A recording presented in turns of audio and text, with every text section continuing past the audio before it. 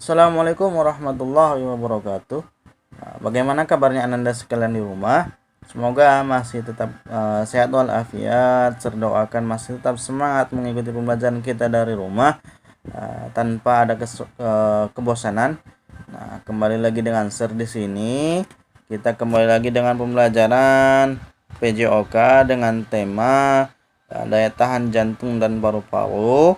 Nah, dengan subtemanya yaitu manfaat latihan daya tahan jantung dan paru-paru. Begitu, mari kita belajar sama-sama dan kita perhatikan dengan fokus slide yang akan saya tayangkan berikut ini. Minggu yang lalu kita sudah belajar tentang latihan-latihan yang digunakan untuk meningkatkan daya tahan jantung dan paru-paru. Pada ini kita akan belajar tentang manfaatnya. Nah, kita lihat latihan daya tahan jantung dan paru-paru harus dilakukan sejak dini. Selain itu, latihan juga sebaiknya dilakukan secara teratur. Kenapa latihan jantung dan paru-paru dilakukan sejak dini? Karena kalau dilakukan sejak dini itu akan mudah terlatih, akan mudah terbiasa ketika nanti beranjak dewasa. Nah, kalau secara teratur, nah itu supaya kinerja jantungnya tetap teratur dengan intensitas beban yang dilakukan pada saat latihan tersebut. Ada beberapa manfaat yang ditimbulkan dari jika kita melakukan latihan daya tahan jantung dan paru-paru. Nah, di sini kita lihat ada 7 manfaat yang ditimbulkan apabila kita melakukan latihan daya tahan jantung dan paru-paru.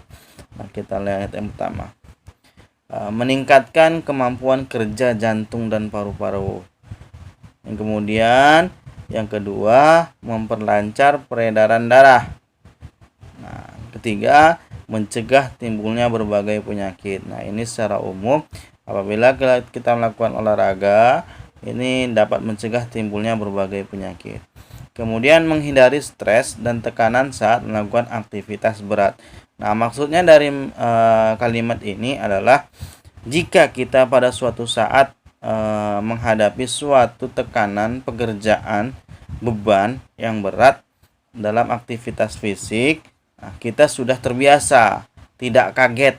Nah, rasa kaget ini yang dapat menimbulkan rasa stres.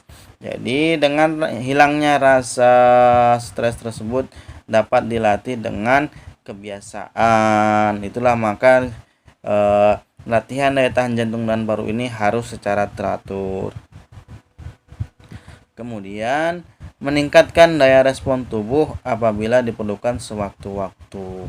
Nah, maksudnya respon tubuh ini yaitu respon yang apabila ada kerja yang berat, kemudian dibutuhkan tubuh fisik yang bugar, jadi respon tubuhnya tidak kaget. Kemudian keenam, memiliki cadangan tenaga yang cukup untuk melakukan berbagai aktivitas.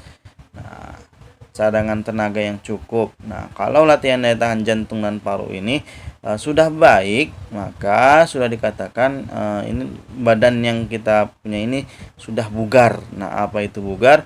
Adalah kemampuan tubuh dalam melakukan aktivitas jasmani tanpa menimbulkan rasa lelah yang berarti. Nah, kalau kita melakukan aktivitas biar nggak lelah yang berlebihan itu, itu menggunakan tenaga cadangan.